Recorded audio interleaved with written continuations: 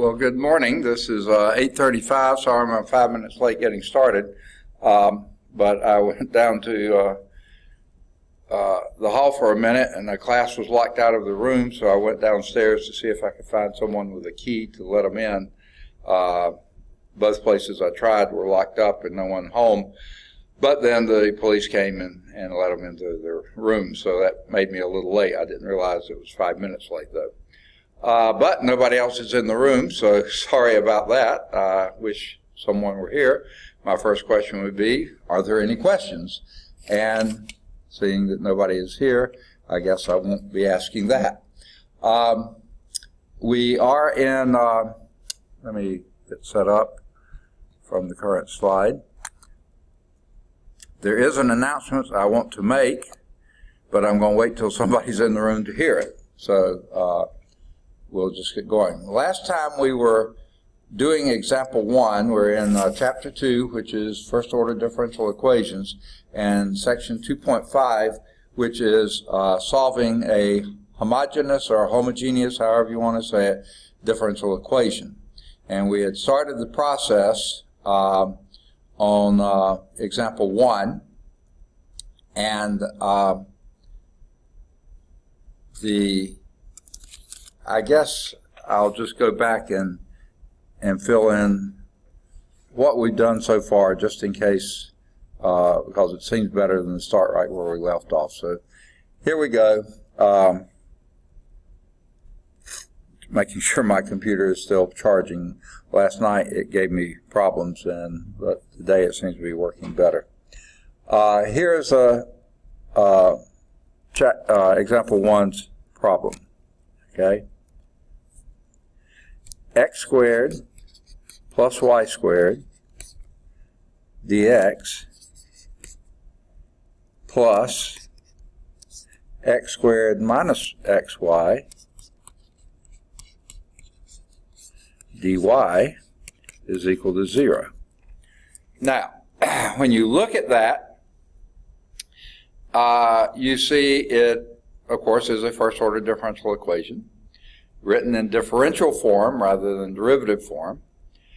And if you look at it very closely, you see it's not separable. You can't separate the variables. It's not linear, mostly because the y squared is here.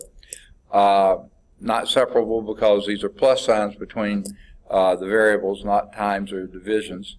When you have plus or minus signs, usually you can't separate unless everything in that is the same variable. And this is x and y separated by a plus sign, and x and a y separated by a minus sign. Not going to be able to separate. Not linear because the y squared is to the second power there, so you can't use our linear technique. Now, it has the appearance of possibly being exact. Well, the test here is to do the partial of this first term with respect to y, and that would be a 2y. Do the partial of the second term with respect to x, and you have a minus y. So that's not going to work directly. But you then may note that this is a homogeneous or homogeneous differential equation because every term in every place in it is to the second power. X to the second power, y to the second power, x to the second power, and x to the first times y to the first, which is second power. So this is homogeneous. So therefore all the functions are of degree 2, every one of the terms. So then our substitution, this is what we're doing here, is y is equal to ux. Okay? Now, from that, you see that dy is equal to, by the product rule, u dx plus x du. Okay? Now, those are all derivatives, okay? Not partial derivatives, regular derivatives, because our assumption here is that u is a function of x, okay? And so we're going to take that, this y and this dy, plug them into this equation, okay? So what that has is x squared, that doesn't change, plus, and then your y is ux, so it's u squared x squared dx. Okay, so far so good, not too bad. Plus x squared, that doesn't change, minus x times ux. Y is ux, so that would be minus ux squared, because you had an x and another x. But then here comes the more difficult one, plugging in that for dy. That would be u dx plus x du. And all that's equal to 0. Now, let's start multiplying terms together. And basically what we're going to try to, our goal here is to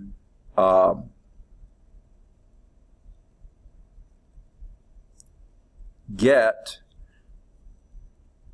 everything in terms, get all the u's together and all the x's together. Hopefully we can separate these variables, but let's see if we can. Okay, so what we're going to do is multiply through, and you get x squared dx plus u squared x squared dx plus, now we got foiling to do, so let's do this, and that will be, all right, we have a student. Okay.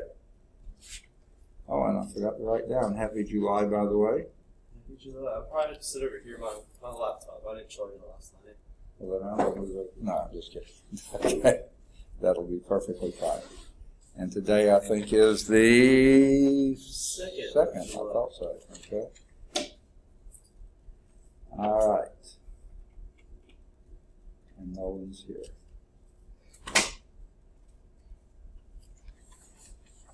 All right. I'll pause what I'm doing for a moment. Do you mind the light being off on this side? That's fine. That will make it a little easier to see the board. That finally comes on. I do have an announcement to make. Are you taking any other classes here? Yeah, you're taking chemistry. Anything else? Just in chemistry, this. And Cal 3. Okay. Here's the bad news then. Okay.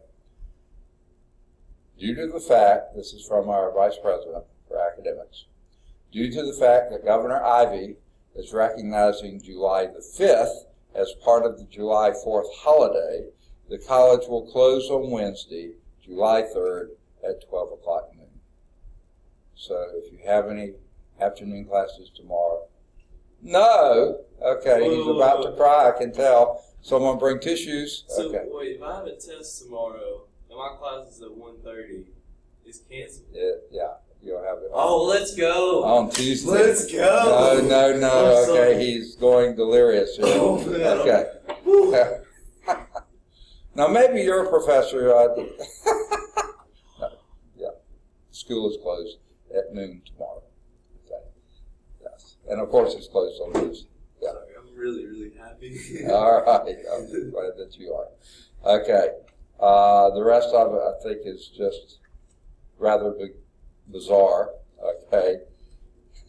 I love our governor. Huh? I love KIV. Here, listen to this next sentence. All classes beginning after 12 p.m. on Wednesday and all Saturday classes will be canceled. We don't have any Saturday classes this summer. No Friday or Saturday classes. So where that came from, I have no idea. I did see there was a Sunday class, actually. Well, it may be an A&M class. I think it was an online A&M. Oh, yeah. The online classes, they put any kind of day or time out there. Yeah. Because it said they meet on Sundays and Wednesdays. I was like, hey, all right, that's well, if you notice the times, they're in the middle of the night. Here's why that has to happen. We have an archaic registration system that was developed way before online classes ever came about. Like some archaic So- is an ancient.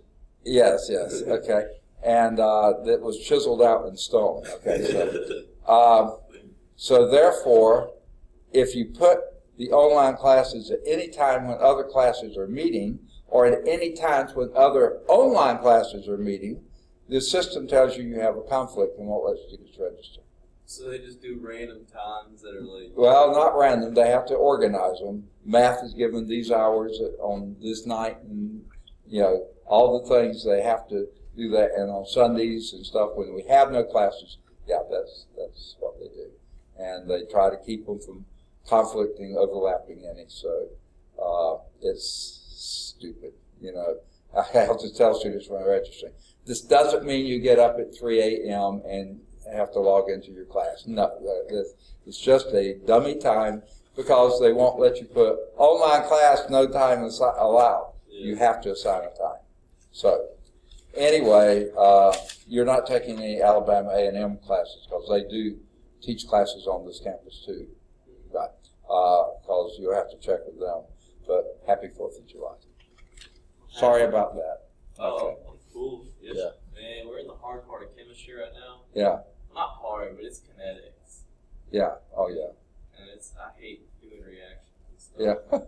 So we have a test tomorrow, and I've studied 50%. Okay. Well, now you have a whole weekend to study, don't you? Yeah. Yeah. All right. Today's one of the free weekends. Yes. Okay. All righty. That's the only announcement I know about. I'm sorry to break the bad news to you, but someone had to. All right. So, any questions before we get going Yes, here? actually, since we're missing Thursday. What's that? Since we're missing Thursday, I think I already asked this question, but do we need to watch a certain video? No. That was in the schedule. School did it.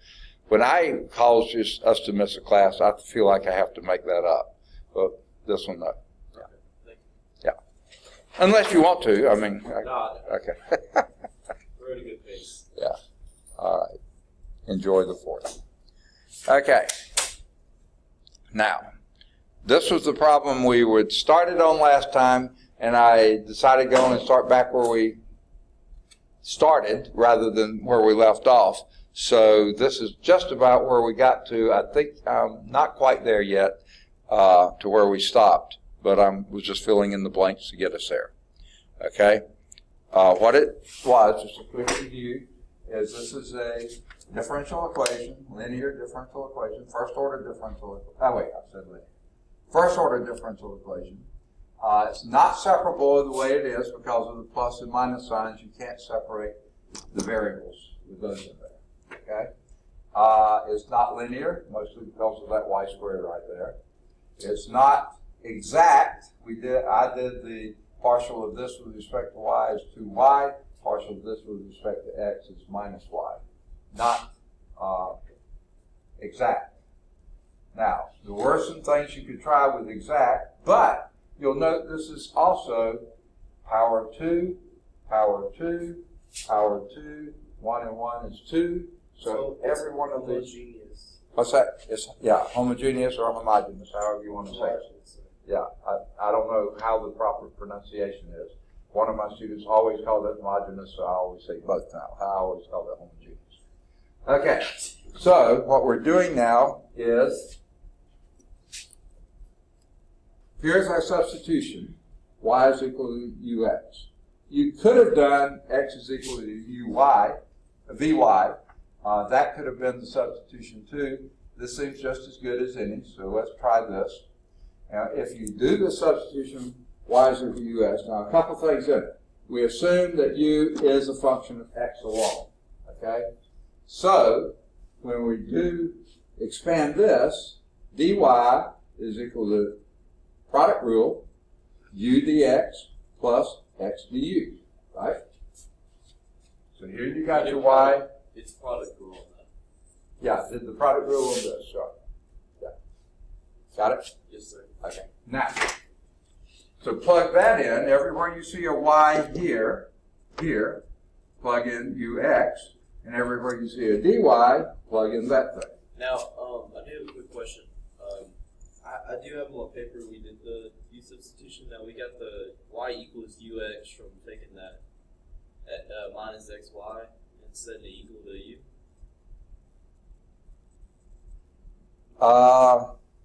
Minus x, y, and z. Or no, where do we get the u? This is just the substitution they said we used. Now, where it actually comes from is u is equal to y over x. Okay? And then multiply both sides by x and substitute in y. Now, again, it's what works. Okay? In differential equations, okay, the deal is, if you can't figure out how to do it, try a trick. If the trick works, call it a method. This is our trick. We're calling it a method. So, on this problem, like, we could either, we could just come in and just be like, let's make a u. Say again? I'm just kind of guessing, like, what made you set equal to ux? Why didn't you set y equal to? Well, okay, because this is the real substitution you're making here. You're making u as the, and this works with homogeneous or homogeneous differential equation. That's the substitution you make. If that doesn't work, you do this one. V is equal to x over y. Okay? One of those two. Now, you can't get rid of everything, but you can get rid of one variable. If you go with this one, then multiply both sides by x and you get y is equal to ux. So now we're going to get rid of the y and only be a function of u and x. If that doesn't work well, then we'll try this one. And then we'll do x is equal to vy, and we'll try that and see if that works. One of them should work. We'll see if it does. I'm on board now. Okay. So, what we did, we plugged in up here. X squared is still x squared, plus is still plus, but y is now ux, so that's u squared, x squared.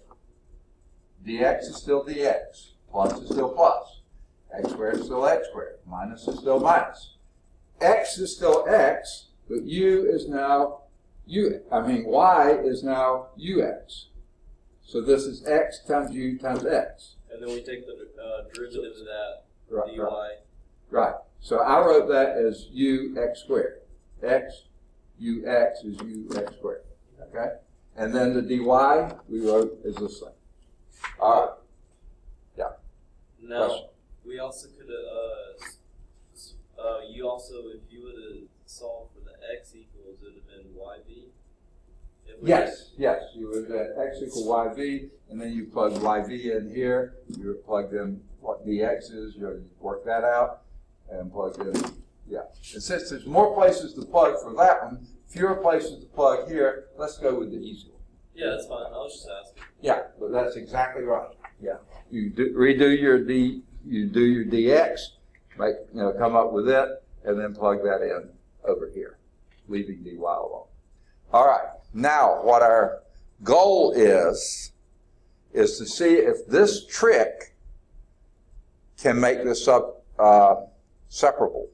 If it can, that's great, because we can do separation of variables. We can't do separation here, but let's see if we can here. So what we're doing is multiplying x squared dx plus u squared x squared dx. Okay? Now it's just about to FOIL. Okay? So let's see if we can FOIL it together. What will that one be? X squared u dx. That's it. And then any special order? Outer? Doesn't matter. X squared or x cubed. Yes, plus x cubed. So again, du. Perfect. Then enter. Minus u squared x squared dx. Okay, and then last. Minus u x cubed d. All right. And all that is equal to 0. Whoo, boy. Now, note what you can to simplify. Here we have a u squared x squared dx.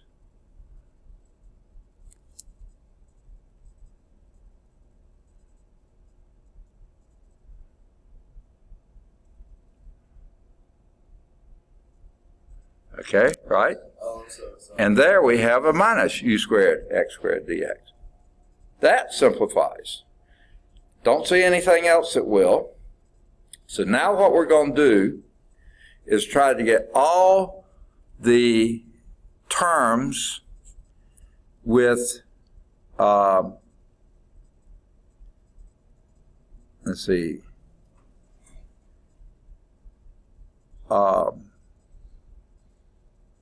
dx's together and all the terms with du's together. So this is going to be x squared dx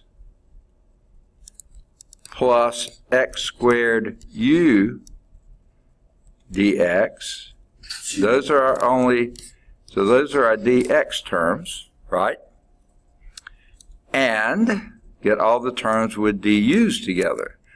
Plus x cubed du minus u x cubed du, and that's equal to 0.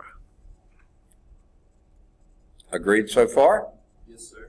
Now the really good news is you can separate on this first term here the x's from the u's. This will be x squared times 1 plus u dx. Now I'm going to do something else here if you don't mind. I don't care if you mind or not. Okay, I'm going to move this to the other side, which is going to switch the order of it. You see, it has a minus in there, so I'm going to flip it. So this is going to factor out an x cubed and give you a 1 minus u, whoop. Because I swapped sides, I forgot to do that, doing too many steps at once. Okay, when you flip sides, that's going to make this the plus and that the minus. That's going to be u minus 1 du. Is that too much at once? No, that's fine. Okay. And look at that.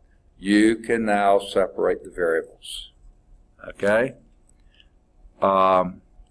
Let's divide this side by, I'm going to write it as u plus 1. Okay? Okay? And divide both sides by x cubed. Okay? And what does that produce? This goes away, and you're left with dx over x, right? Those go away, and you're left is equal to u minus 1 over u plus 1 du. All right. Yay or nay?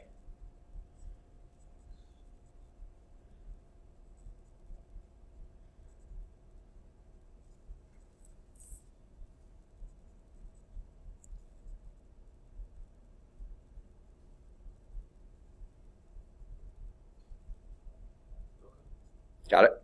Okay. Now, I need more room. Story of my life. So, what I'm going to do is erase, if it's okay with you, or even if it's not, I don't care. Okay? We've already used this line, and I think used it well, so it's gone. Okay, even my smiley face there. Okay. I don't think I need to, but I'll hang on to those. We won't need this one for sure because we didn't use it. And I'll take my circle off. And I think we already used this one to death, so we'll get rid of it. And I'm pretty sure we don't need this one anymore either because we've already used it. Okay. I really don't need the first part of this anymore either, so I'll even get rid of it. But I do want to hang on to that. Because what we're going to do ultimately is now integrate both sides. Right? Integrate that and integrate that. I can do the left-hand side, maybe with a little of your help. The right-hand side is going to take a little more effort. Okay? Now, how would you proceed with the left-hand side?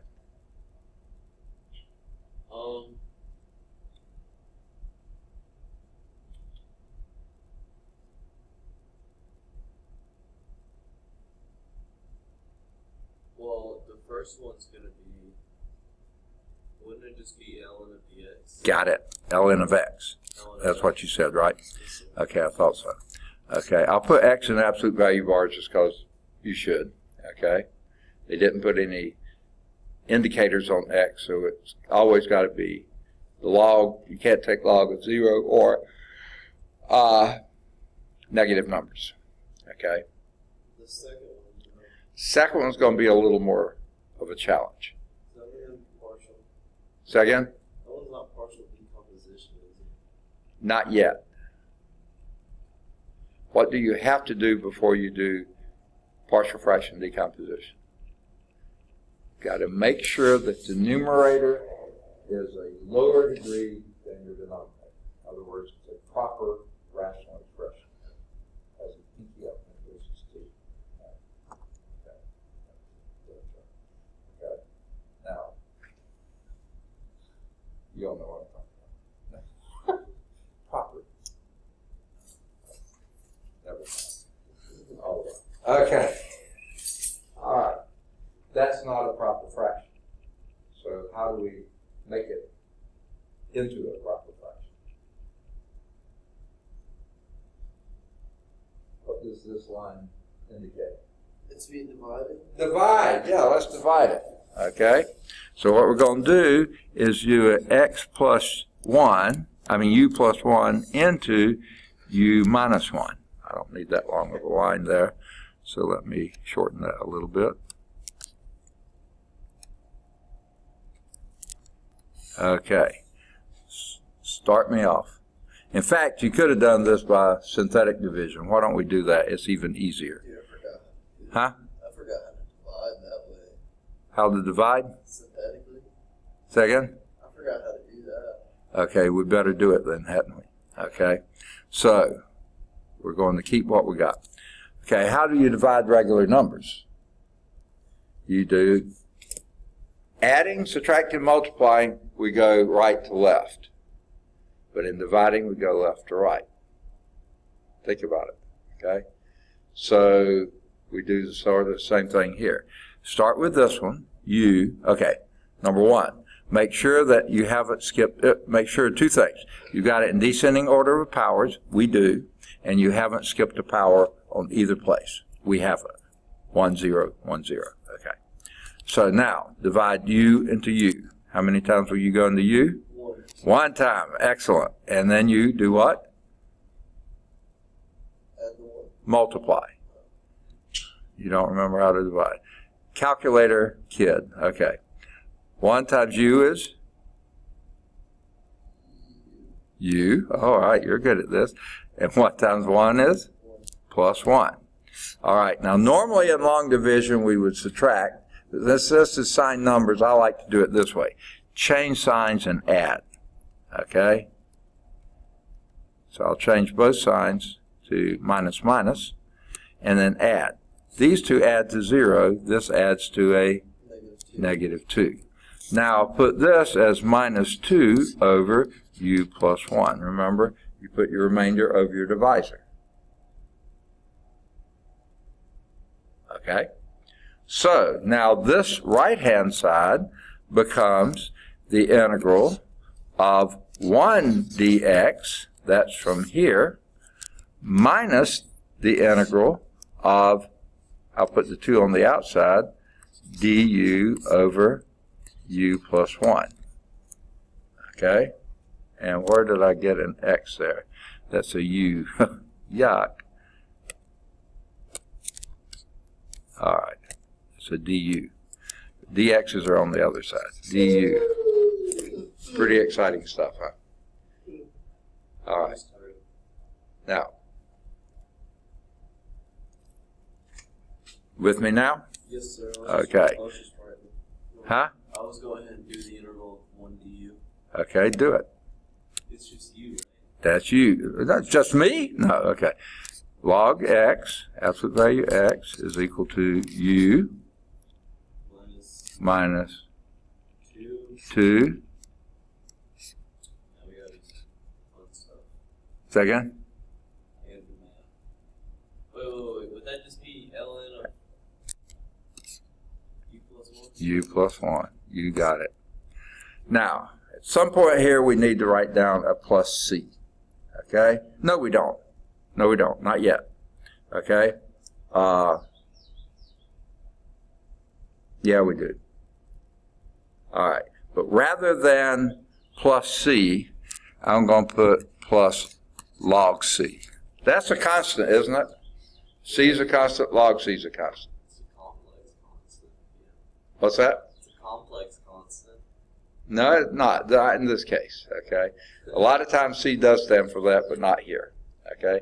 Just a constant. Use K if you're German. You know, constant K. Okay, never mind. Okay. 9. Yeah, okay. All right. Now, what we're going to do is, and let's see, yeah. At this point, let's plug in what U is, or U are, or whatever. This will be log x, that stays the same, is equal to, U is y over x, right?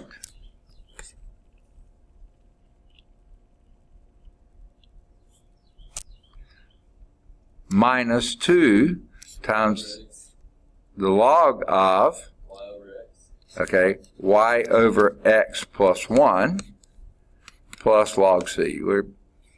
Don't worry about c. C is a positive constant, so they put absolute value bars around c. You can if you want to, but I'm choosing it to be a positive constant, so log c is defined. Okay. I think I can get rid of my long division down here, can I? Yeah. Okay.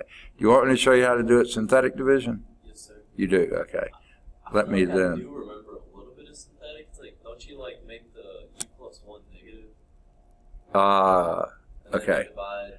Okay, you forget about the u and just make the minus 1. Well, let me get my pen back. Okay. You put a minus 1 there because it was a plus 1. Now here's part of the reasoning for that. You're changing signs and adding anyway, right? So why don't you change signs to begin with, and that way you don't have to change signs. So that's going to be your divisor. Your dividend, you're just going to put the coefficients, and that would be 1 minus 1, right? Now, I always like to tell students to go back and look and count how many numbers you have here. 2, 1 more than the degree of the divisor. Has to be. Otherwise, you're missing something.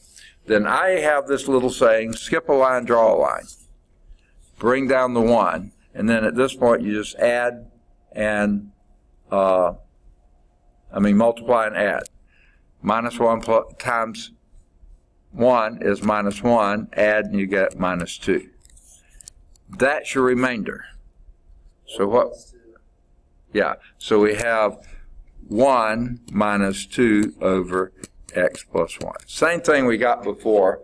It's just less writing with synthetic division. Now, synthetic division only works when your coefficient here is 1 and your exponent is 1. If this had been u squared plus 1, it won't work. If it had been 2u plus 1, it won't work. Okay? Only if your coefficient is 1 and your exponent is 1.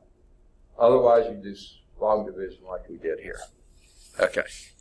So now I'll erase my division if that's okay. Because I remember we did synthetic like with quadratic equations. You can, actually with higher order equations that you're sort of guessing at possible roots. Maybe you've done the rational zeros test and you're trying out your different ones, and because it's x equals something, and that's the other reason. Remember, this was dividing by u plus 1. Well, if that had been an equal 0, then we'd say u is equal to minus 1. That's what you put on the outside. So that's the other reason you put the minus 1 on the outside.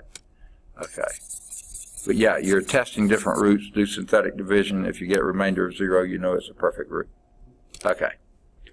Now, let's clean this up just a little bit. Okay. And I hope this is going to be as good a time as any to do it. I'm real tempted to multiply. No, they don't yet. Okay. So let's just keep it this way. Log absolute value x is equal to y over x minus 2 times the log. Now this is, I'm going to clean up a little bit. That is not a u there, that's a y. You're letting me get away with all sorts of errors today. What's wrong with you? Huh? You what? I didn't sleep good last night. Wait. This is so sad. I need to pull up my violin and play some sad music. I didn't either. Okay. So, okay, so I have no pity. Okay. So, if we put this over a common denominator, that's going to be x over x, right? For the 1? Yeah. Okay. And then put it over the common denominator, you get y plus x over x. Okay. And then we'll put over plus log c. Okay. Now,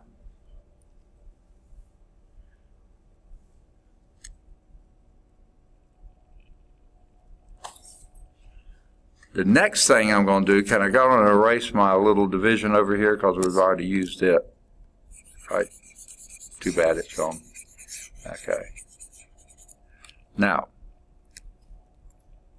the next little thing we're going to do is using our well-known rules for logarithm. This is log absolute value x equal y over x minus, what do we do with this 2? We square the y plus x. Yeah, you move that to the exponent. But keep it in the log. Log of y plus x squared over x squared. Okay? Because you're squaring that whole thing in the So absolute values. The absolute goes away. Okay, I wonder why it did. Is it squared? Yeah, when you square things, they can't be negative anymore, can they? So it can go away. Okay? Plus log c. Okay. Now, let's get the y over x by itself, and that would be y over x is equal to log absolute value x minus log of y squared plus y plus x squared. I can't write.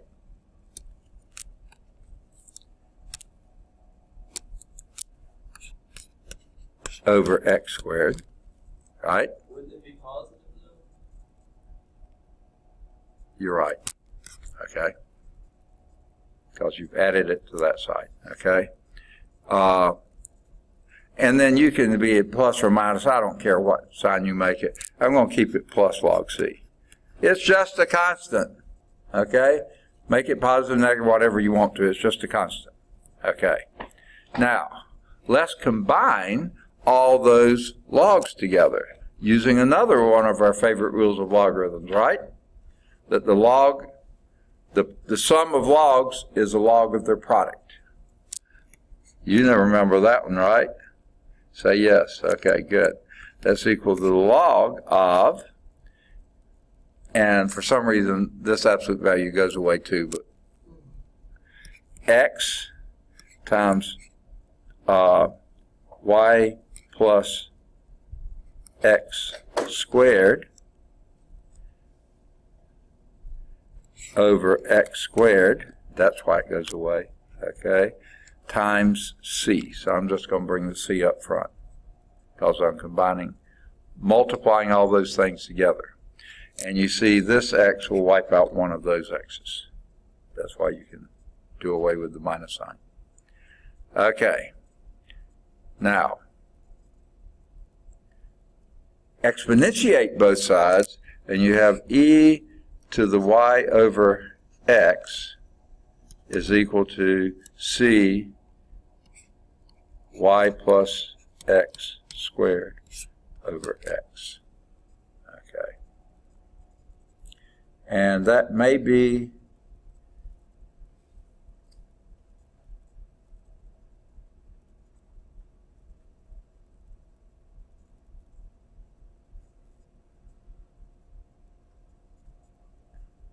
no, they're going to fiddle with it a little bit more. Multiply both sides of the equation by by x, and then rather than c, do a 1 over c, okay? And make that some constant here. So get rid of these two, and now we have, and they write it in this order, x plus y squared is equal to cx e to the y over x. Is there anything better about that form than any other form we might have chosen to put it in? Not really. It's maybe a more concise way of writing it.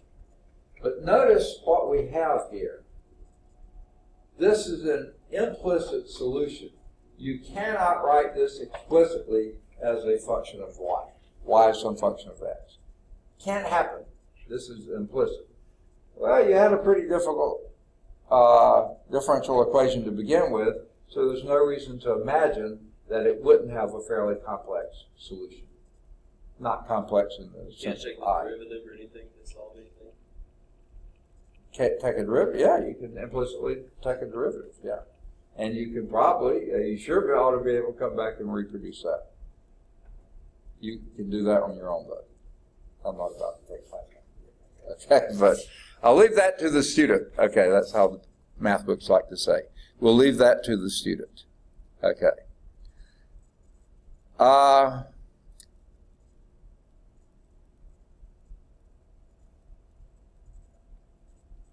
Now, here's their little statement. Do you want me to leave this up or erase it? You got it? Whatever's good for you. I got everything. You got it. Okay. Here's what I kind of tried to say before, but probably didn't say it too well. Here they said. Although either of the indicator substitution can be used for every homogeneous or homogeneous differential equation, and remember the two choices are u is equal to y over x or v is equal to x over y, which this translates to y is equal to ux. This translates to x is equal to vy. Okay? Now, the one that you choose, in practice, use this one when your m of xy, I can't write. Now remember what the m of xy was? That's the thing that's kind of dx, right? The first one. When this is simpler than n of xy.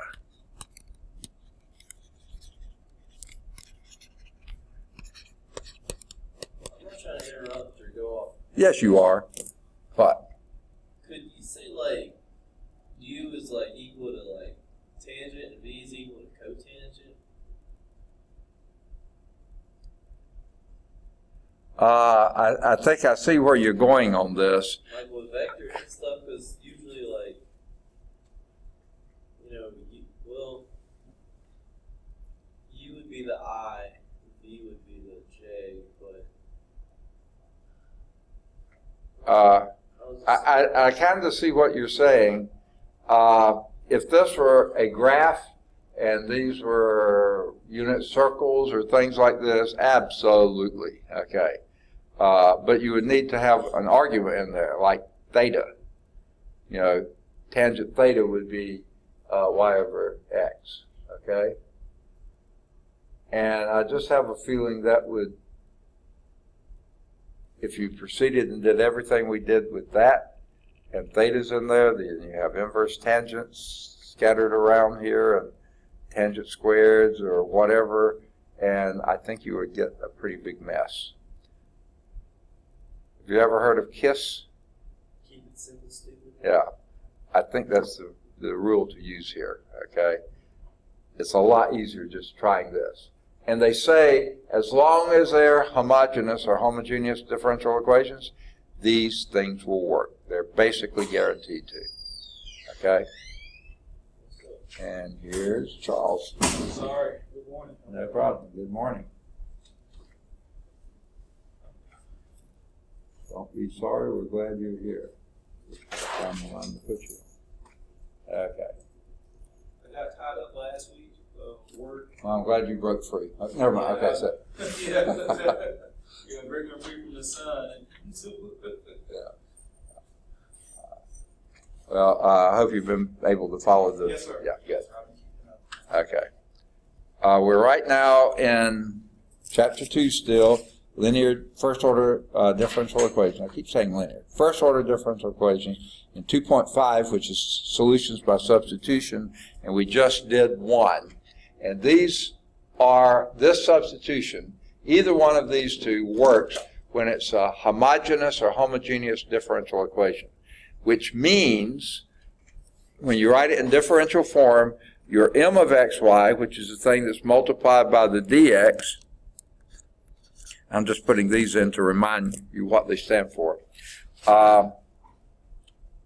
When every term in it has the same power, and every term in the n of x has also that same power. If those powers are all equal, one of these two substitutions will work. And we're just getting at which one to use. Use x equal vy when the m of xy is simpler. Use y is equal to ux when, this is a quote from below, n of xy is simpler. I'll just write quote. That's a than there. So, in other words, when the thing that's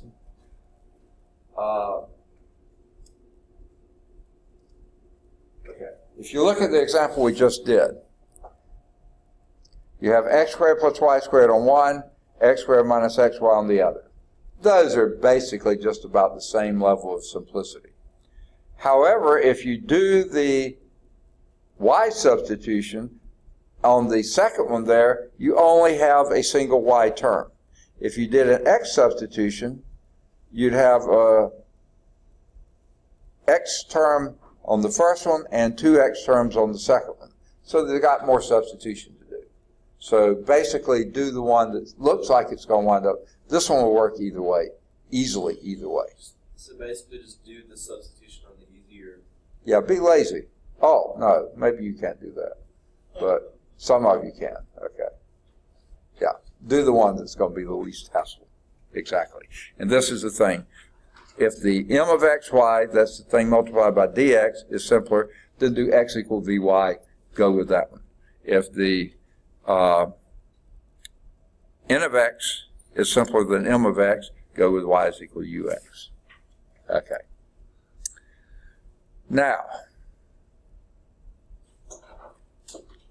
it could also happen that after using one substitution, you may encounter integrals that are difficult or impossible to evaluate in closed form. Switching substitutions may result in an easier problem. Okay? So much for that. Now we do our second type. The first, okay, let's back up. We had substitutions in general. We didn't really have an example with that. Then we had homogeneous or homogeneous equations. We just discussed that and had a situation, an example of that. Now we're doing another time that you can use substitution, and this is a Bernoulli equation. Okay? Now there was a whole family of Bernoullis. Swiss, I think they were. And they were brilliant mathematicians and scientists.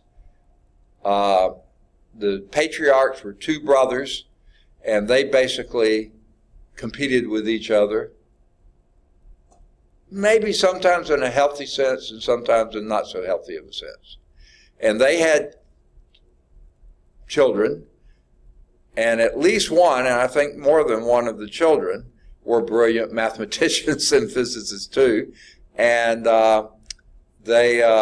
sometimes the fathers would compete with the children in a fairly unhealthy situation too. In fact, one time, unbeknownst to the father, the son entered this big contest that his dad almost always won, and he entered it without telling his dad. And when it was announced that Bernoulli won, the dad was ecstatic until he realized it was his son that beat him, and he kicked him out of the house. Okay, so it was sort of a dysfunctional family. I don't know which Bernoulli is responsible for Bernoulli's equations. It could have been any of them. Okay, but here's how a Bernoulli's equation looks. Starts out similar to something we've seen before, dy dx plus, that's looking okay, isn't it? P of x, it sure does, times y, that's familiar. So far, looks like a linear differential equation, right? Until you get to the right-hand side. Is equal to f of x. So far, that looks good, except y to the n. Oops, no longer linear, because that y, so then to be linear, anything on the right is a function of x alone. Okay, now you got a y over there. Boo hiss. If you try to divide by the y, now you have in this term a y to the minus power. Not linear, okay? So, no. Well, also, couldn't you say, like, the f of x, y, isn't f of x equal to y too? No, okay, wait, okay. That was pre-calculus. Yeah. That was a pre-calculus algebra concept. This is a lot broader than this. This is just any old function of x, which isn't necessarily what that y is, okay? When you're in pre-calculus algebra and all you're dealing with is y is equal to f of x, yes, that's true. But this is a differential equation. This y is, okay, call that something else. Call it g of x. Call it h of x. Call it anything, but it's not what y is, okay? This is just some function of x multiplied by a power of y, okay? And those two are not necessarily linked in any way. This is Bernoulli's equation. Can't be solved linearly. There's no guarantee that it's going to be, you could write it as an exact equation. No guarantee. In fact, you might, I don't think you can solve it by separation of variables. Maybe some you could, but not in general. Let's see, what else? No longer linear. You could try it as exact, but I have a feeling that wouldn't work either. And it's certainly not homogeneous or homogeneous. Okay. So, now, if n is equal to 0, guess what? That's a linear equation, right? Because now it's y to the 0, which is 1.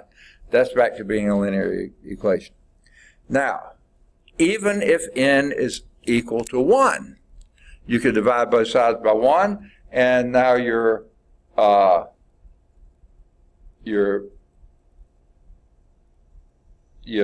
don't have a y.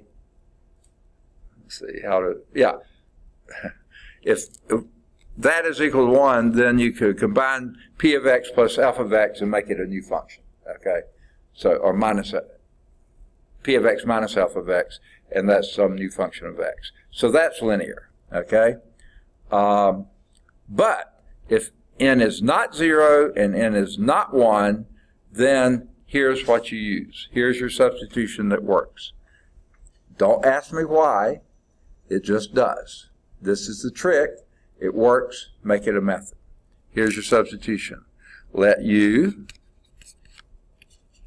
equal y to the 1 minus n. U is equal to y to the 1 minus n. Now, that will be guaranteed, as long as n is at 1 and n is at 0, that will guarantee to reduce this to a linear equation. Okay? That's all they say. Then they give you an example. Okay? So you want to just go to the example, or do you want me to mess around with this and show you why it works? Okay, let's do the example. Okay. All right. So I'm going to erase this for now, but hang on to the concept. In fact, I think I'll just erase this part and keep our substitution there. Okay? Here's our example 2. Solve this. X dy dx plus y equal x squared y squared.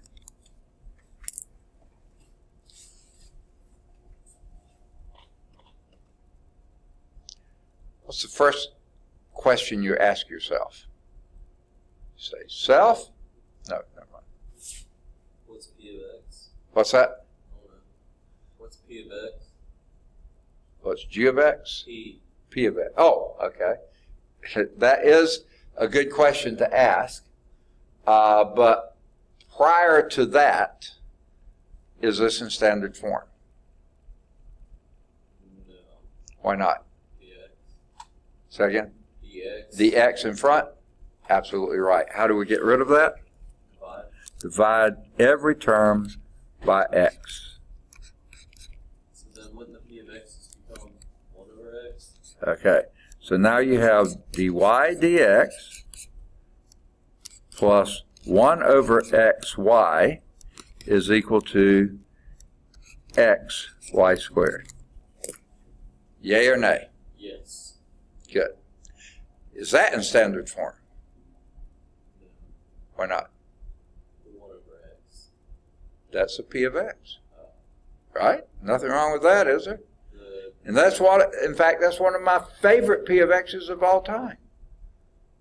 because the interval of it is just The integral is what?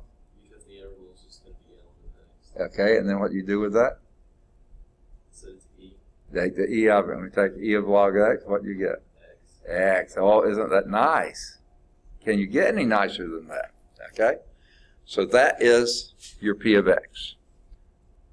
So we can go to town with it. I mean, that's just a good... except that's not linear, though, is it? No, it's not. It's the Y squared. Oh, yeah, that's right. So what do we do? Jesus. Think through it. Oh, the U substitution. Oh, yes. And what is it?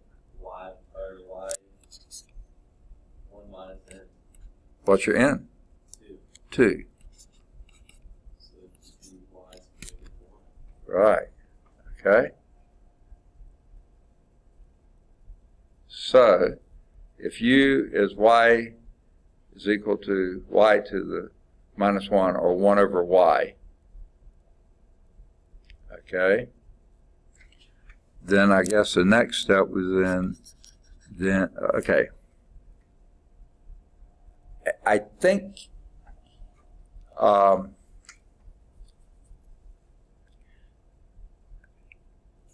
would be inclined to write it as a differential, okay?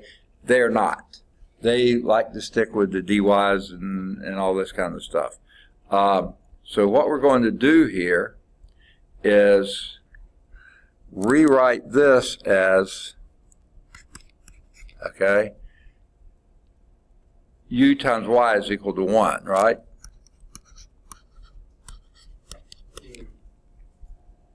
If u is equal to y to the minus 1, which is 1 over y, then u times y is 1, right?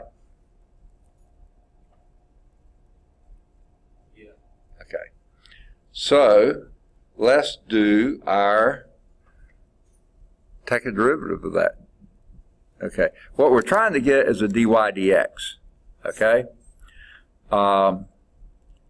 So let's do, I guess you could have done either one of those, but it seems like that is just as easy to. So then, derivative of this, d of uy is equal to 0, right? If uy is equal to that, d of uy is equal to 0, right?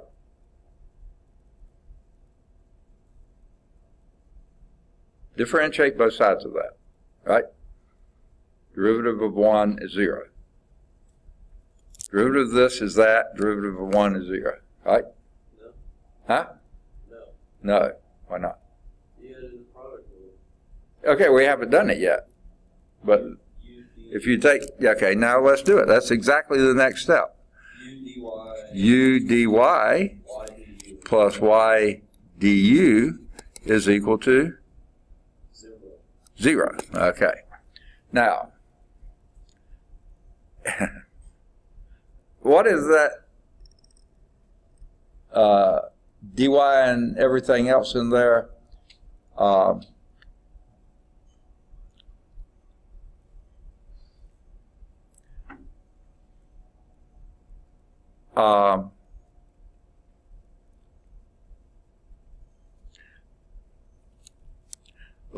Okay. That is all correct, and maybe it would have worked, but let's back off just a moment here. I thought this was the direction the book was going, but it isn't. We're going to come back to that in a minute, okay? What we're going to do now is an observational thing. If dy dx is equal to dy du times du dx, okay? Right? Okay. Now,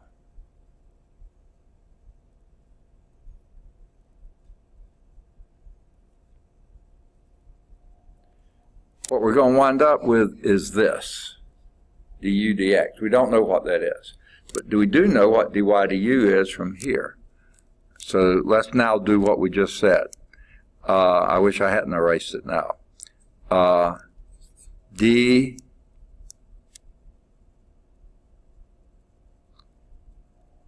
Let's do it this way. I can't write.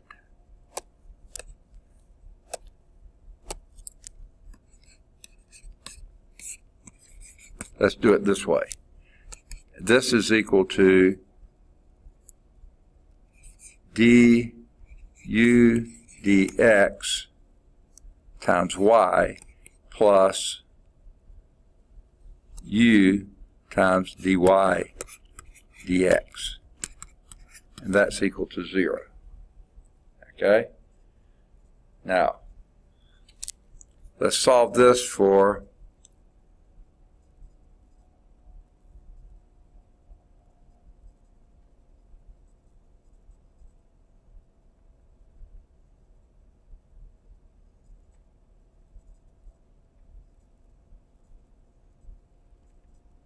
well, that still doesn't quite get us where we want to go.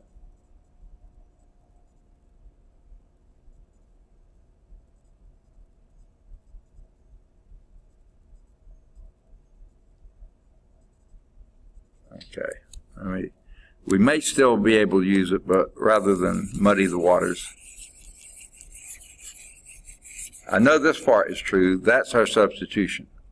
Okay? All right.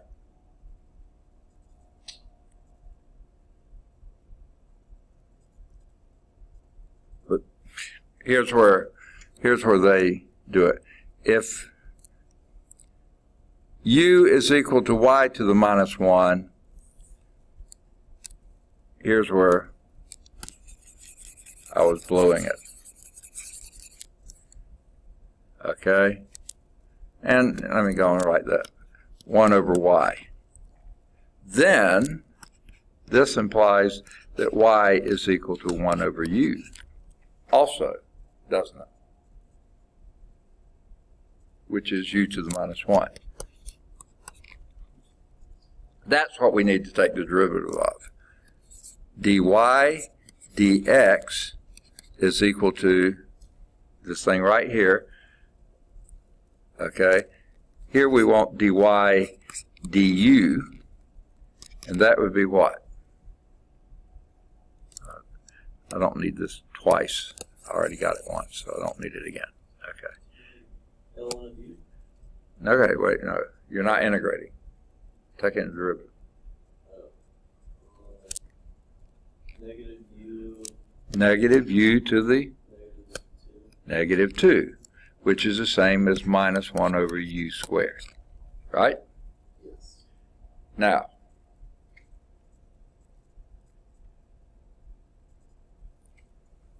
if you plug that in here, you got dy dx is equal to, I sort of like it the other way, minus u to the minus 2 du dx, right? All right. Now, what we're going to do is start plugging away at this, okay? This is our equation, okay? So this dy dx we're going to express as minus u to the minus 2 du dx plus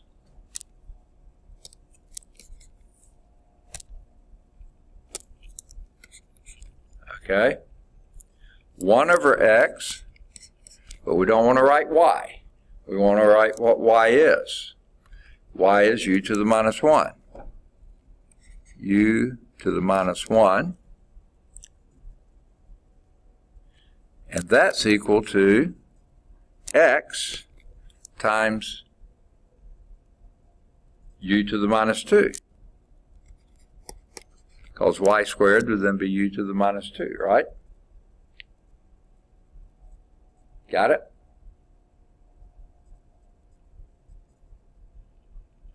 By that? Okay.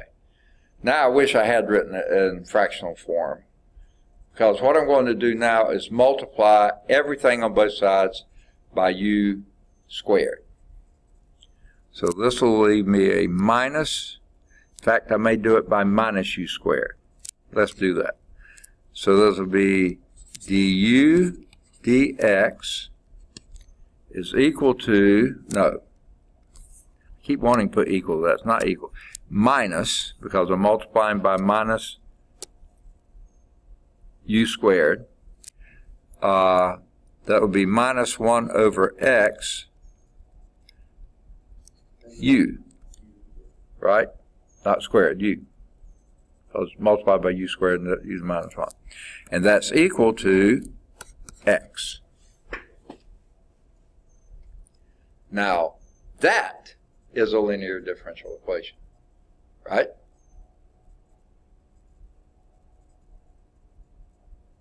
Yay or nay?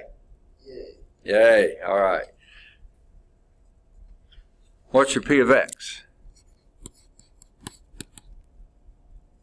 P of x is equal to 1 over x. Is negative 1 over x, right? And what are we going to do with it? Take the Integrate it with dx. I think I'll put the integral inside the minus sign. Okay, so that'll be what? ln. Minus ln of x, right? Yes. Which will be the same as using our rule of logarithm, log of x to the minus 1, right? Now why do I do that? Because what's my next step? Take the e. Take the e. And you don't want anything else there, just a log. So now we take an e of this, and what does that give us? X is negative 1. X to the minus 1, or 1 over x. Okay? And what do we do with that? That's your integrating factor, isn't it? Okay. So, I need to erase some stuff. Okay? trying to think where to erase. I'm pretty sure I don't need this anymore because we've already used that. And I think we've used this too. I sure hope I don't need it anymore. Okay. I'm going to hang on to some of that, but I think I can get rid of this.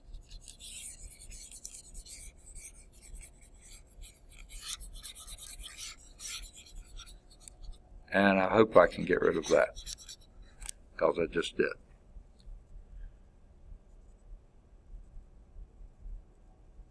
All right. So what we're going to do now is multiply that by this. So what we have is 1 over x du dx minus 1 over x squared u is equal to 1. Right? You multiply both sides by that. Wow. Now, hopefully, this side is a perfect derivative. If it is, it's supposed to be the perfect derivative of your integrating factor times u. Right? It is. Is it?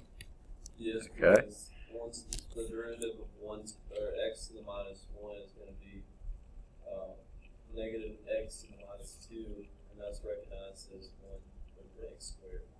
Negative 1 over x squared. So you're convinced, right?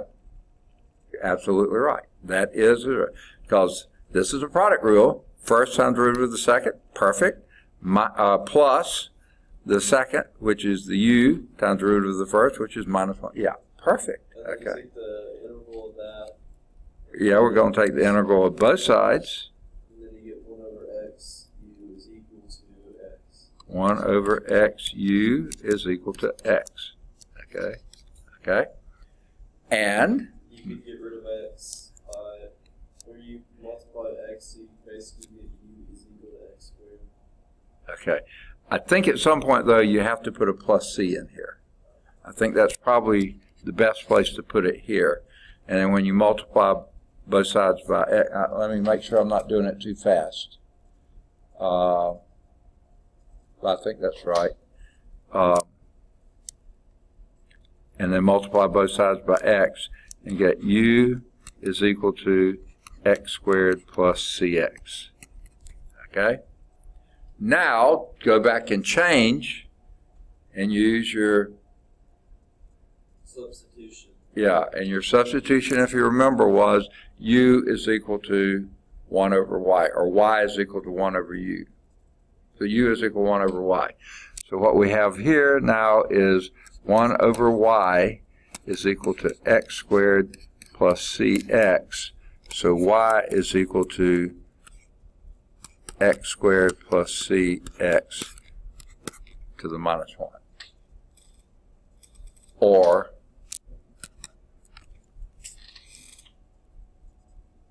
wait a minute, they have a minus in there. Where did that come from?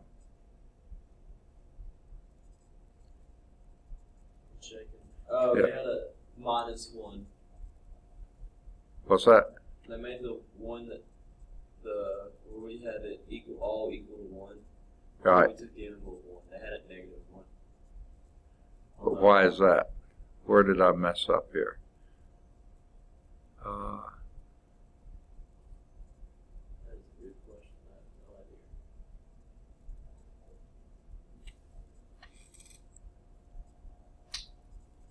You're right, they have a minus 1 there.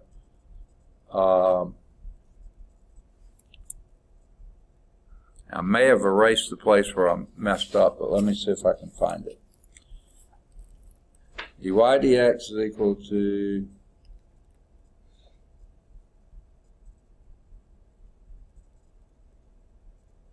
I think I erased it, sorry.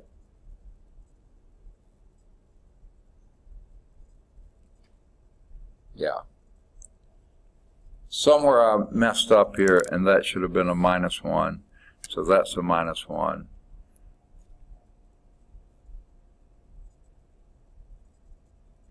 So that would be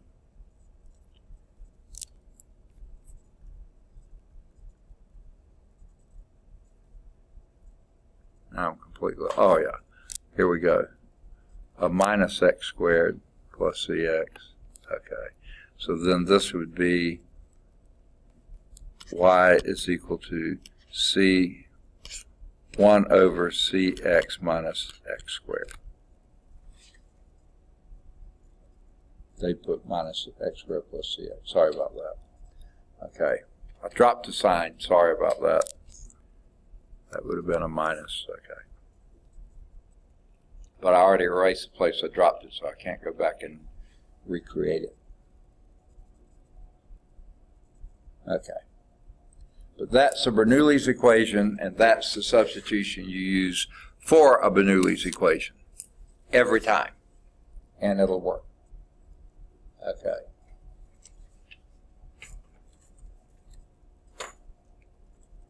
Let's see. All right. Next, we have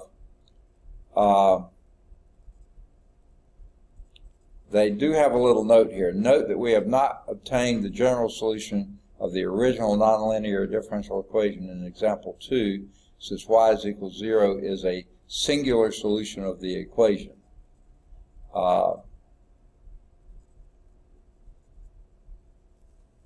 So we're just going to leave that alone, I guess.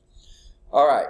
Before we get to reduction of separation of variables, okay, are y'all okay for a little break? Yes. I am myself. So, all right, to erase this one? Yes, sir. Okay.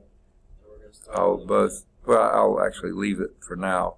For business, all right. Oops. Okay. No. Well, that man gave me a C. Let him give his card. What's that? He's noticed that you gave him a C, so he's gonna mess up the card. No, all the students have always been really nice when I've seen them there. Okay. Maybe get a little discount. What's that? Maybe get a discount. No. Actually, there was one time, I swear the guy must have knocked off some of his labor, Yeah. because it was a much lower bill than I normally had, and he must have done that, because I don't see how else it could have been, you know. But I've had really good conversations with, you know, the guys, you know, that I've seen before. All right. Now we go to reduction to separation of variables. Here is a differential equation. dy dx is equal to some function of ax plus by plus c. That's a rather strange way to write a differential equation, but I think the point being, what you see inside parentheses is what they used to call sort of the standard form for a linear equation in two variables. So here's a function that depends on that linear equation form, okay? Now, it says that can always be reduced to an equation with separable variables, and I mean, you don't even know what the function is, but the odds are in that form it's not going to be separable because you have pluses, you know, in there. Is C as a constant? Yeah, A, B, and C's are constants. Yeah, okay. And it's just a weird way to write an equation, okay? But it's not like 3 dimensions or anything. No, it's, I almost think of it more of, yeah, in that sense, that would be describing a plane, but no, it really isn't. It's basically a line, but it's some function of that linear form, okay? But it says it can always be reduced to an equation with separable variables by means of this substitution. Let's, surprise, surprise, let u be what's inside here, ax plus by plus c, okay? And now you have, okay,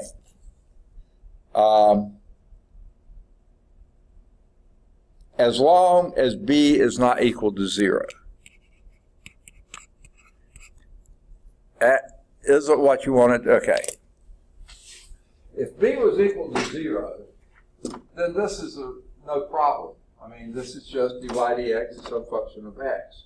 The c is just there. If b was 0, then that's already separable. Okay. But if the b is not 0, this will not be separable in this form. But when you do that, it'll be okay. Okay. And this example 3 is going to be the example for that. Now, I don't see any reason to hang on to this. Let's just go to the example, give myself as much room as possible. Here's a dy dx is equal to minus 2x plus y squared minus 7. Okay? Now, this is also an initial value problem where y of 0 is equal to 0. Truly an initial value. Now,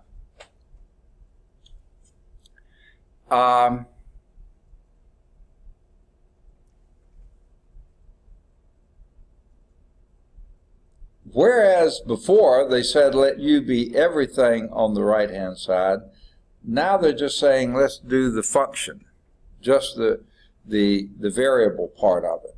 Okay, so say let u equal minus 2x plus y. Okay, now what do we need the square to? say again. What do we need the square? No, then you're going to do u squared later. Okay, that's why. Remember in substitution in your when you're learning integration, you let the u be the innermost part of the most complicated part of the problem. So then that becomes u, and then you do to u whatever the problem did, So to the 1/2 power or whatever. Yeah. So then it'll be dy dx equals u squared minus 7. Right. Okay, except you need to get it in terms of u. So what you need to do is then du is equal to what? And let's write it as du dx to remind ourselves. So it would be negative 2 Right? plus y. No. dy, you got to take the derivative. Dy dx. Take the derivative with respect to x of both sides. Okay, now what this implies is that dy dx is equal to du dx minus 2. Right?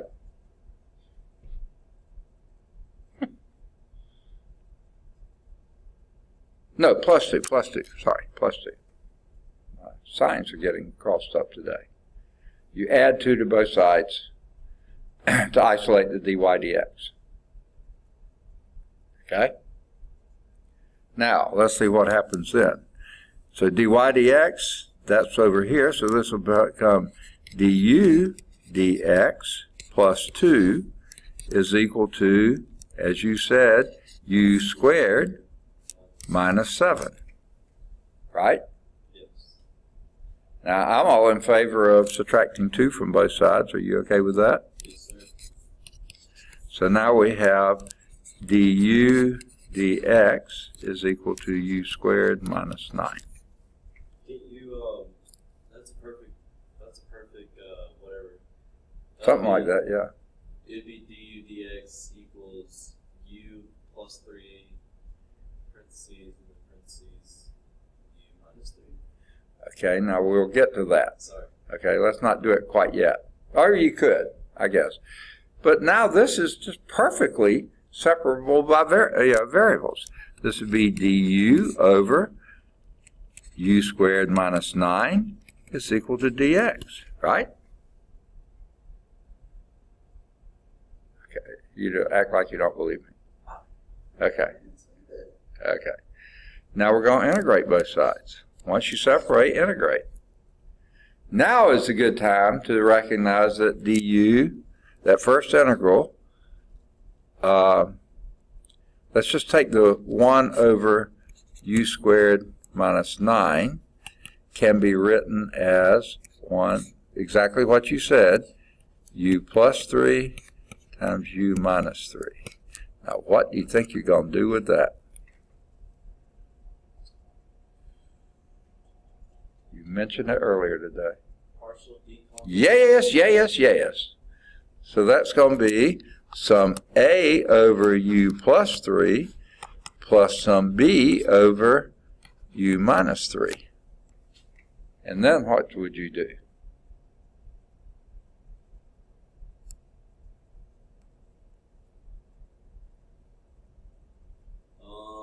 It's going to be a u minus 3 plus b u plus 3. It's equal to what? Is equal to x. 1. Okay. What you did there, whether you realize it or not, multiply both sides of the equation by your least common denominator, which is this one, u plus 3 times u minus 3. Multiply this by u plus 3 times u minus 3. And multiply this one by u plus 3 times u minus 3. It's getting awfully crowded there, isn't it? So here everything went out except the 1. And over here the u plus 3's went out, so you have a times u minus 3, which is exactly what you said, plus, and here the u minus 3's go out, plus b times u plus 3. I think it was exactly what you said. Now what can you do? This is always the part that doesn't quite seem fair, but it works. Anyone want to make a guess? Well, get your, Say again? I got to write down. Okay, yeah, take your time. But hurry. No, I'm just kidding. You're just trying to solve for a. Yeah, and b. So we're going to set u equal to 3. Why not? Let u equal 3. And that would then give you 1 is equal to, and what happens to the first term? Goes to 0. Equal to b times, if u is equal to 3, 6. 6. So therefore, b is equal to 1, 6. Now you can do the same thing, except now let u equal negative 3, and that gives you 1 is equal to a times negative 6. So a is equal to negative 1, 6. Okay, so we go back in, and we'll make the left-hand side now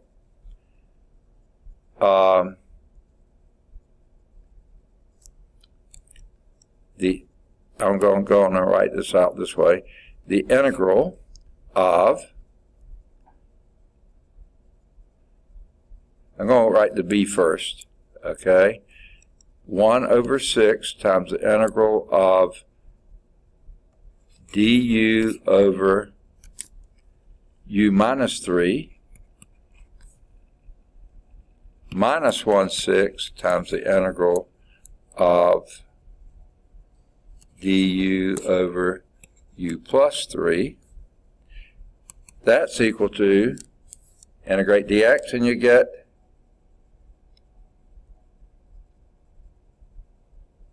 integrate dx, and you get x. Good. Now at some point we probably need a plus c. And right now I'm toying with whether I want it to be a plus c or want it to be a plus log c. But let's just call it a plus c now. If I need it to be a log c, I'll go back and change it to log c. So what does the first give you?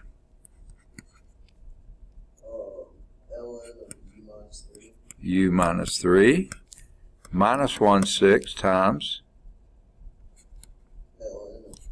u plus 3, and that's equal to x plus c, maybe. Okay.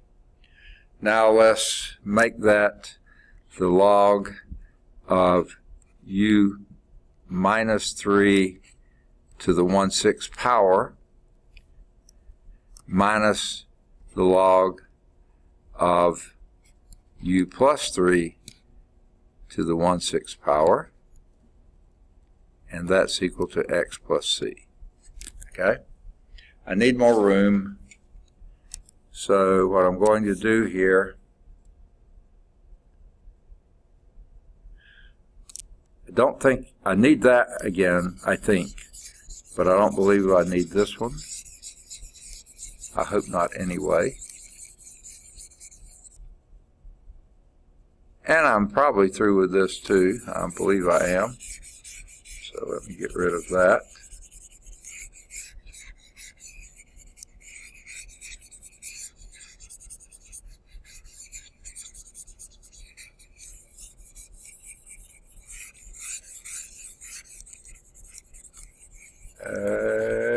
Okay.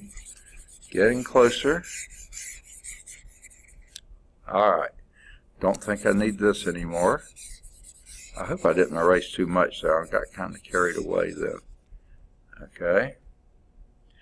So I don't think I need this anymore. And I believe I'm okay down here. So I'm going to wipe out this.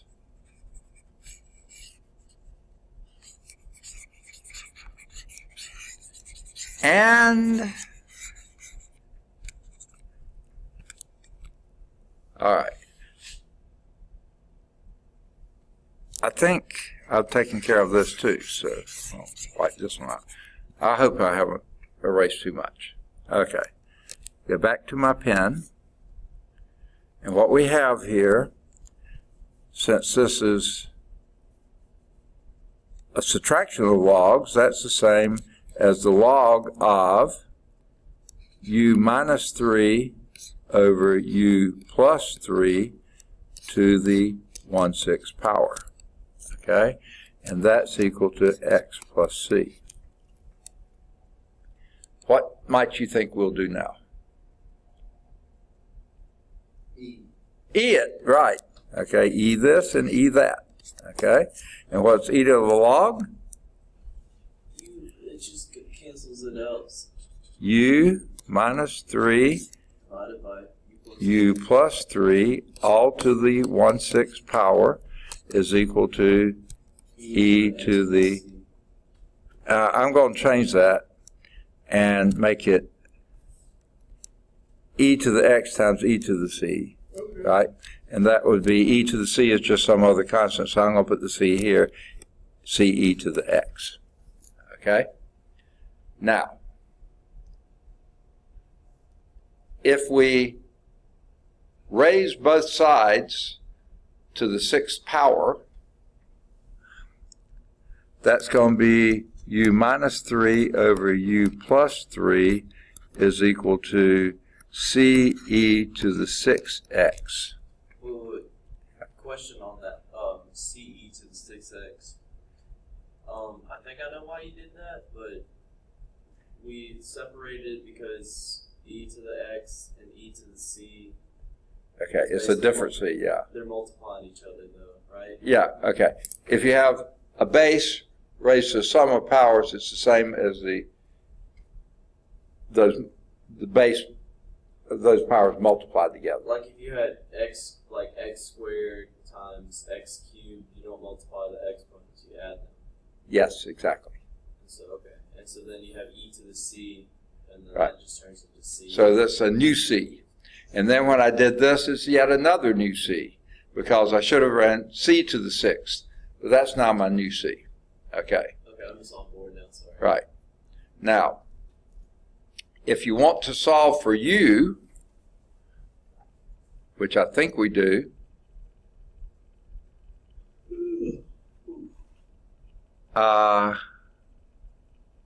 let's see if we do.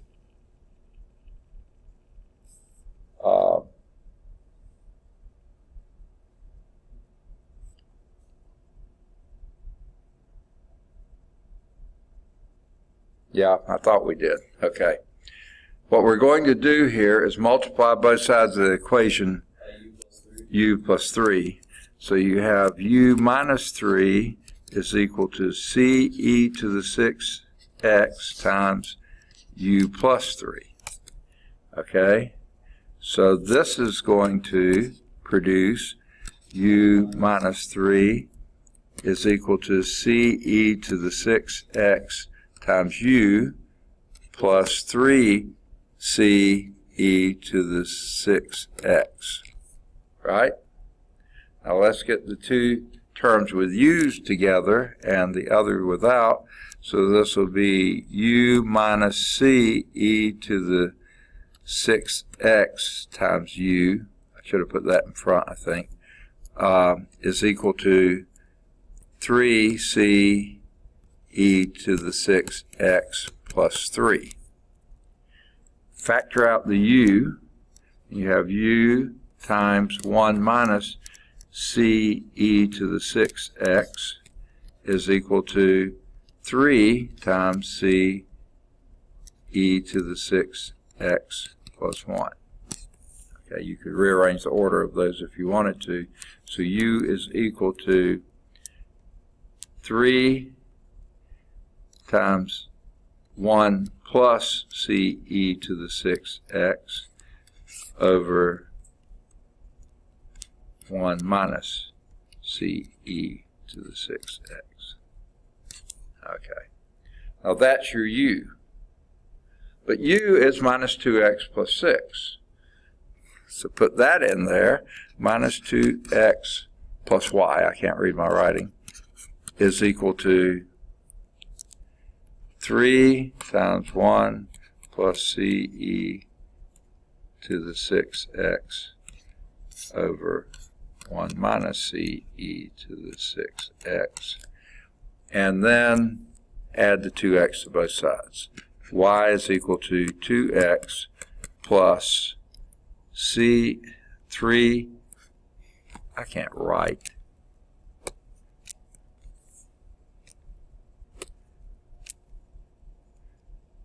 times 1 plus c e to the 6x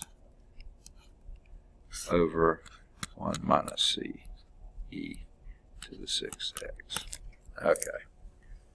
Now, I think that's your solution. Y is equal to 2x plus 3 times... How did I do that? I've got my signs backward again. No, I think they do.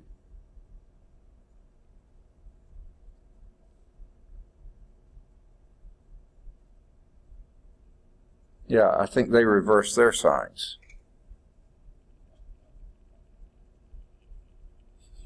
I don't know why, but doesn't it seem like to you? Are you looking in the book? Or you don't have books? Okay.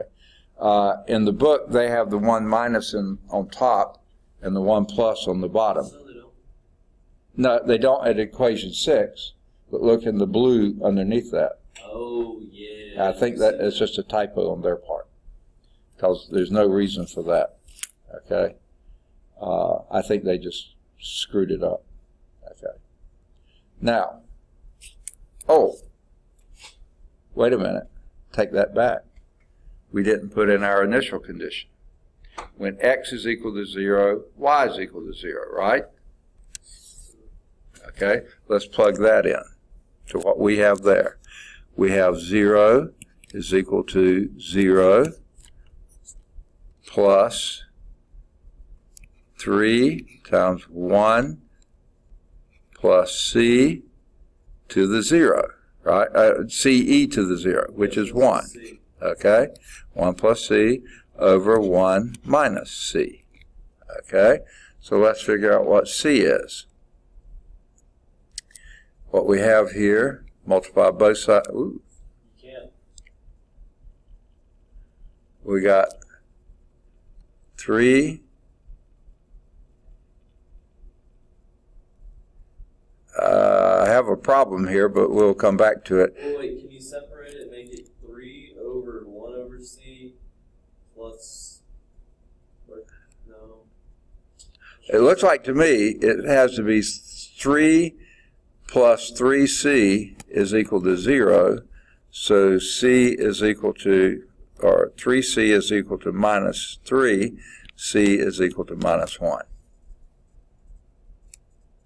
All right?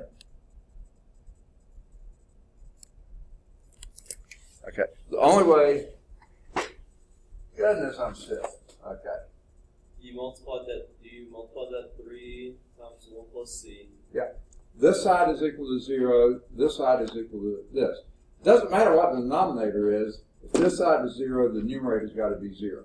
So 3 plus 3c has got to equal 0. Subtract 3 from both sides, and you get 3c is equal to minus 3. C is equal to minus 1. And when you put that in, it flips the signs. So they're actually correct, okay?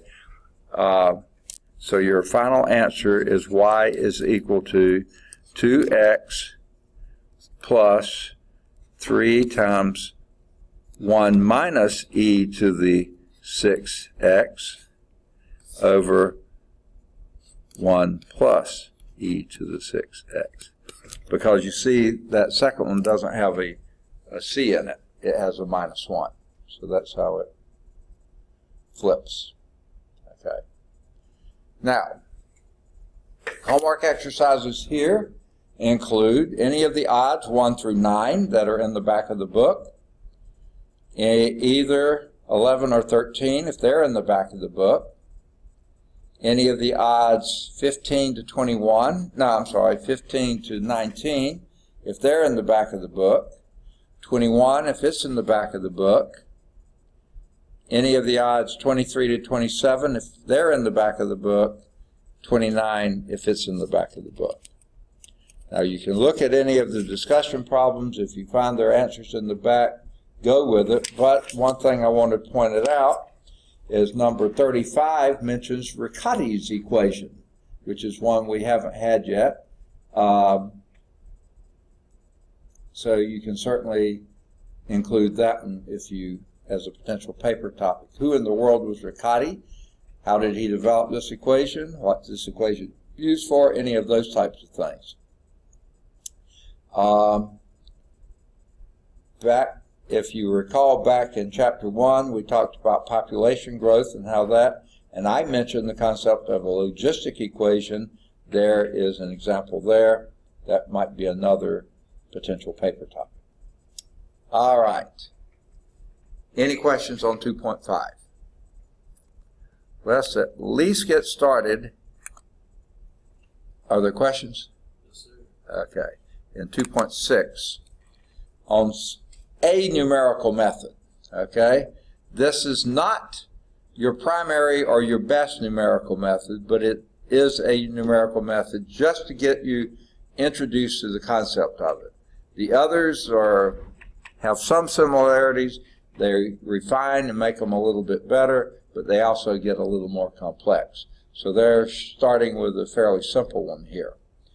And I think I've probably said it before, all these things we're doing with differential equations might enable you to solve certain real-life problems if they were set up really nicely. But a lot of the times what you'll encounter in the real world are going to be things that don't really look too much like any of these, and more than likely you're going to solve them numerically.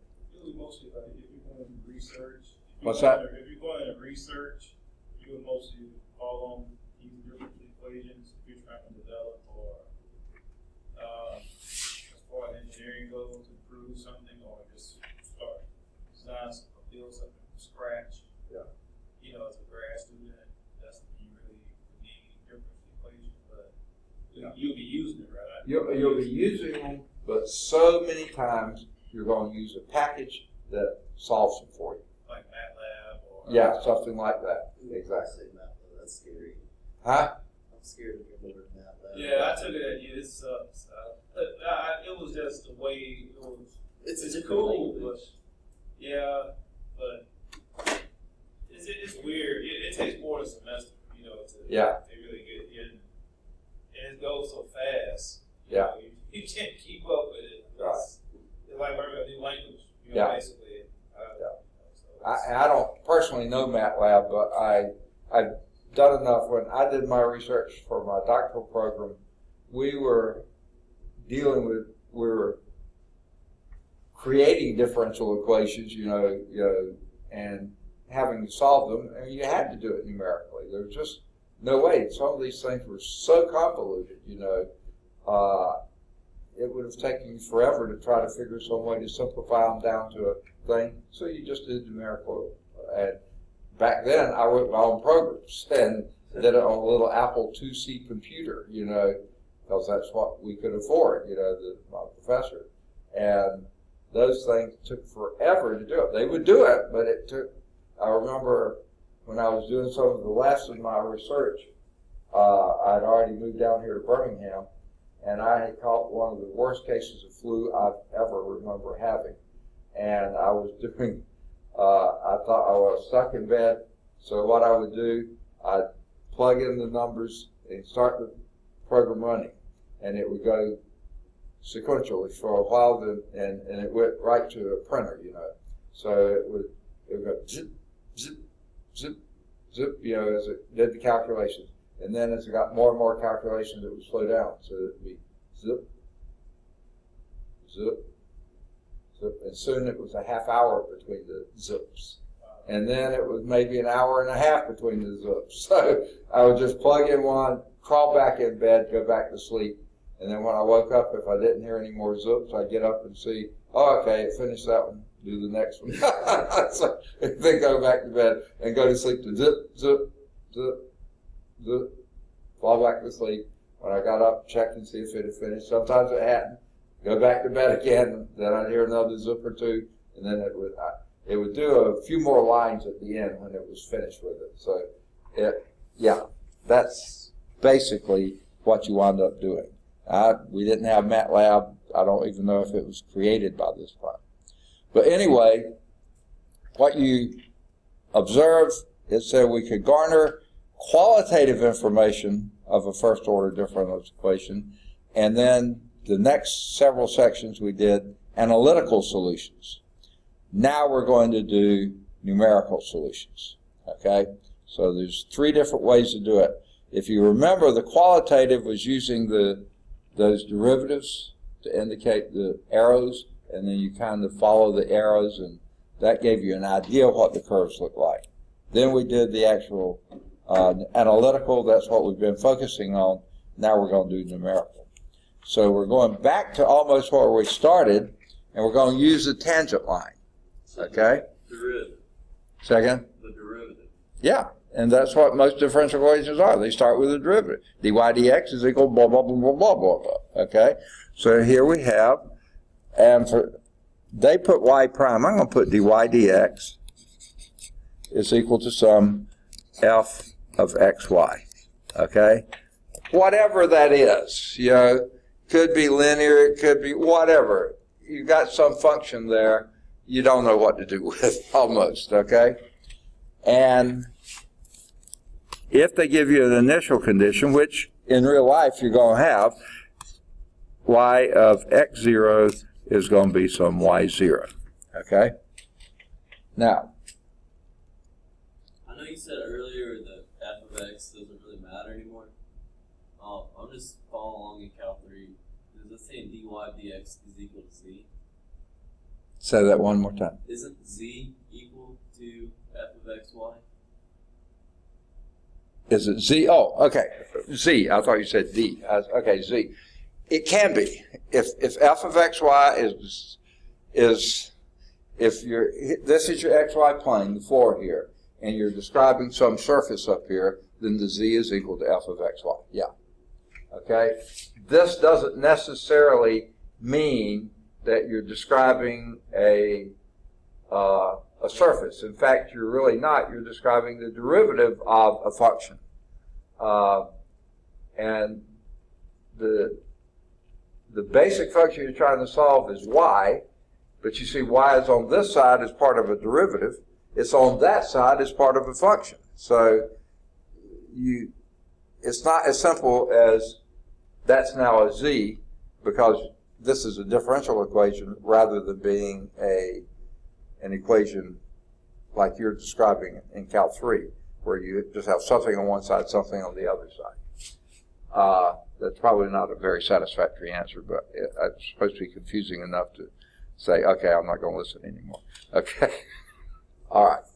But what this now is describing is, that's a derivative. That is your slope of your tangent line at those points. Okay? And using that, we're going to approximate where it's going to go from that initial condition. Okay? And they're going to start with an equation here. How are we doing on time? 7 minutes. Yeah. Not going to get too far here, but let's do our best shot. Let's start with dy dx. For this case, I want to do this rather than y prime. It's easier to write y prime, but I want to emphasize this is a derivative. Dy dx is equal to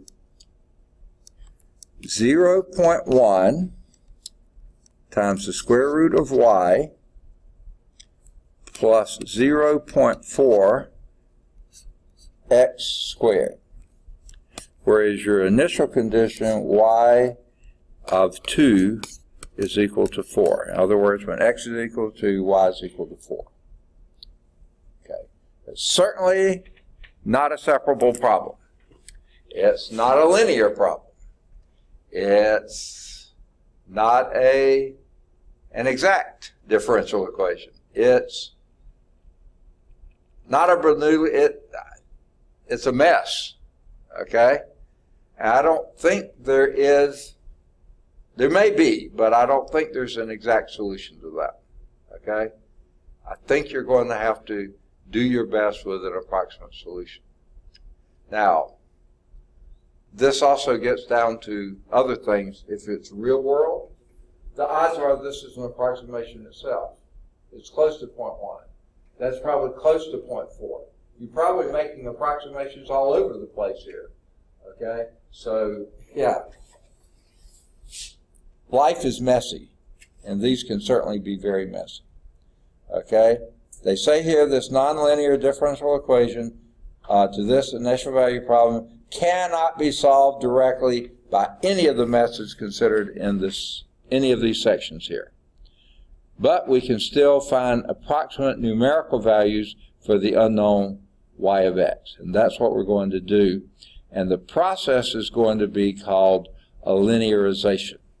Okay?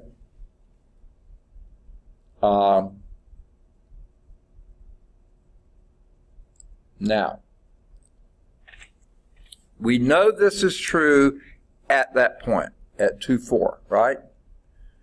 So let's do dy dx at the point 2, 4, and this will be 0.1 times the square root of 4, right? Plus 0.4 times 2 squared, right?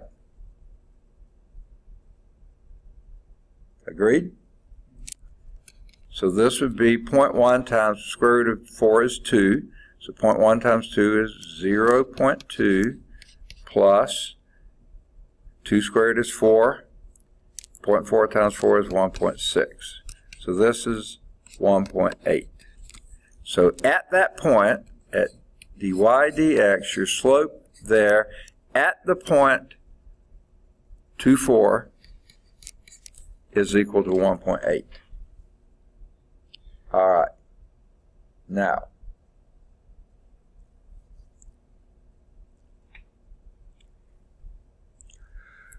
let's just imagine we're going to proceed from that point. Okay?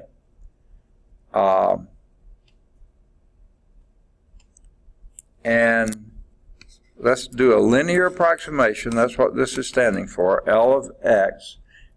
The slope is going to be 1.8 times x. We're going to do a linear approximation, go from there.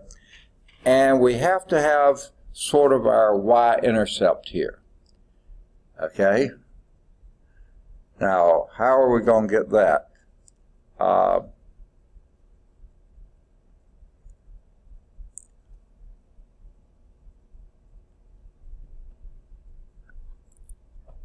this is going to be our new approximation of y.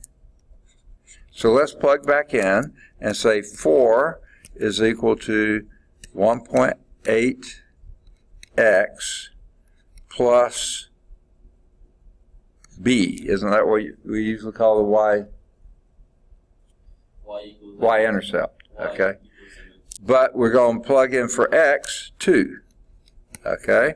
So we have 4 is equal to 3.6 plus b.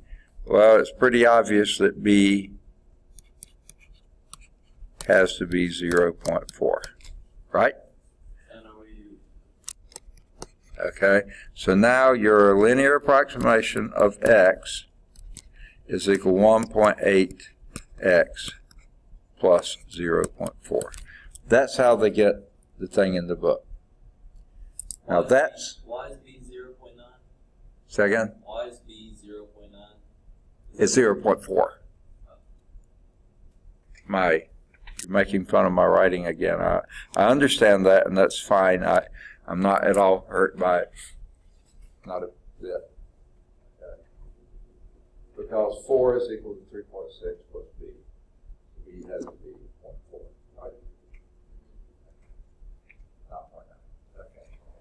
So, that's a 4.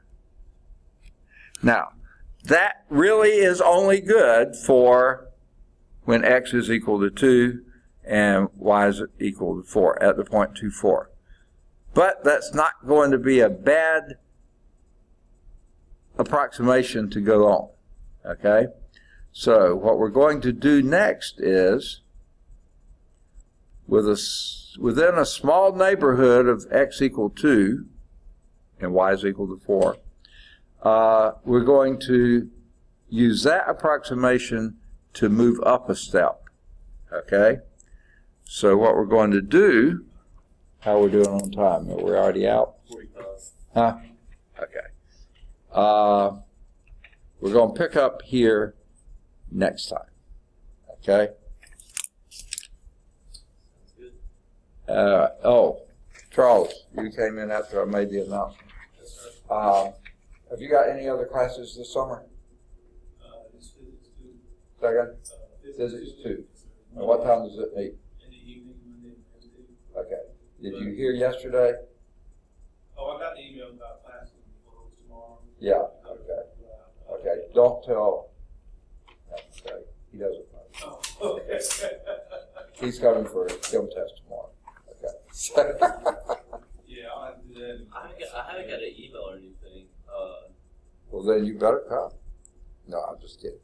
Did you get one from like Lawson? Yeah, I did. To your Lawson email? Yeah. You got it. You just haven't checked it. No, I just checked. I was just on there. Oh, you did? Where? Yeah, I got it actually yesterday from Darren C. Allen for all students. Yesterday at 8:15. They sent us ours at 12:45 yesterday, but they only sent to full-time employees and part-time faculty. They didn't send to students at that time. What time did they send yours? Do you know? 8:15, yesterday Evening. Okay. It says Governor Ivey has recognized July 5th as a part of July. Right. As a part of the July 4th Independence Day holiday. Yeah. College will close on Wednesday, July 3rd at 12 noon. Right. Thus, all classes which begin at 12 p.m. on Wednesday and all Saturday classes are canceled. Class will resume on Monday, July 8th. Right. So it would be illegal if my teacher made me take that test tomorrow. The school will be closed. Well, it says up to 12 noon, so they're going to be open, I guess. Yeah, I've got my Cal 1 class in the morning will meet. And actually Cal 2, if any of them show up at 11:30, we'll meet for half an hour and then we'll go home. But I doubt if any of them don't show up. None of them indicated they were going to yesterday when I met with them and told them. It was actually during their class, one of the other instructors brought that in so I could make the announcement, because before the class, I had heard that last Thursday. The secretary said, "Did you hear we're getting out at noon on Wednesday?" I said, "No, I hadn't heard." "Well, yeah, Governor Ivey said blah, blah, blah." So never had gotten word on it. So it happened yesterday morning went on and taught my first class, but then I had 5 minutes in between classes. I said, hang on, I've got to find out something before we meet today so I'll be able to tell you yay or nay. I went down, nothing had come in. And so I started calling. I called my boss, the associate dean. I got his voicemail. I called secretary who I'd heard from, got her voicemail. I called the dean and got her voicemail. I called the executive vice president and got her secretary, and she said, oh no, we're never told anything until the day. Or it's, oh, okay, you can leave at noon today. We don't ever know in advance. Okay, what do I tell my students? Because I don't want them making a trip out here if it's not going to be, or I need to be prepared to teach them. I mean, so I need to know. And she said, oh, well, we don't know. So hung up from that one and called the vice president for vice president for academics. Got his secretary and explained the situation to them. Well, we're still trying to decide. I said, well, look, I've got a class right now sitting in the classroom. I need to tell them whether to come on Wednesday or not. I mean, I'm certainly willing to teach them on Wednesday, but I need to know. They don't need to be driving out here if we're not going to have school. Oh, okay, well, I'll give you a call later. I said, well, I'm going to be in class later. We're in class right now. I just went down the hall. She said, I'll send you an email. I said, fine. And she said, I'll have someone come contact you. Well, fortunately, I had asked the other instructors, and they hadn't heard word one. I had at least heard from a secretary on Thursday, and they went out and checked. Governor Ivey came out with this on June 12th. So it had been that long, and they still hadn't made a decision. Wow. And that's a long time. Well, actually, I think they had made a decision, but they had made the decision not to tell anyone until Wednesday at noon. And well, you see, that's sort of how they operate. They don't want anyone then taking 4 hours of leave and getting a whole day off, you know. If they had planned to take leave, they wanted them to take the full 10 hours off, and then they wouldn't go back and adjust it. It just is crazy. It really is crazy. But they hadn't even thought about students making a trip out here and not know it. Yeah, but that's a lot of gas. It really is. And then they didn't send it until last night. They sent us ours at 12:45, which I was in the middle of class, but fortunately Dr. Thomas came in, handed it to me, I announced it to the class, and they were just as tearful as you were, you know, when they heard, you know, that we wouldn't be meeting. Yeah, just as tearful. Okay. And so anyway. Have a good 4th of July. You too. All right. I'll see you next Tuesday. All righty. Good deal. Dr. Fowler, when you get a chance, if I could look over my results for my tests. You what? My test results. Okay. Sure. You want to do it now or later? Yeah, we can do it. Okay. Let me get this